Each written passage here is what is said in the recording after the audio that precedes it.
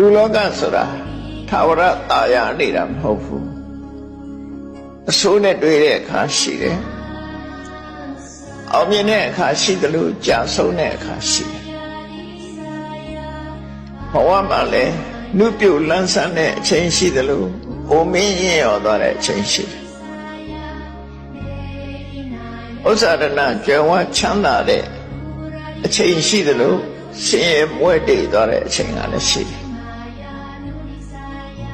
စိတ်ချမ်းသာကိုယ်ချမ်းသာနဲ့ကြုံရတာရှိတယ်လို့စိတ်ဆင်းရဲစရာတွေပြဿနာတွေနဲ့ကြုံတဲ့အချိန်ပိုင်းဆိုလည်းရှိတယ်အလုံးကဝိုင်းပြီးတော့ချီးကျူးကြတယ်မြောက်စားကြတယ်ဆိုတဲ့အခါရှိတယ်လို့ပဲအလုံးရဲ့တတွေးကွက်မှာပက်လက်မျောပြီးကြဲ့ရခံရတဲ့အချိန်တွေမျိုးရှိတယ်လောကထဲမှာနေတဲ့ပုဂ္ဂိုလ်တိုင်းဟာလောကရဲ့တဘာဝလို့ဆိုတဲ့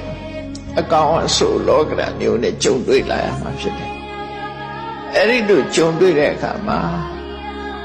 စိတ်ဓာတ်တုန်လှုပ်ခြောက်ခြားမှုမရှိအောင်ကိုယ်စိတ်ကိုတည်ငြိမ်တိမတ်စွာထားနိုင်ခြင်းဟာလည်းပဲစတုထအနေနဲ့လောကအတွင်းနေတဲ့အခါမှာရှိတဲ့ရှိလိုက်တဲ့အရေးချင်းတစ်ခုဖြစ်တယ်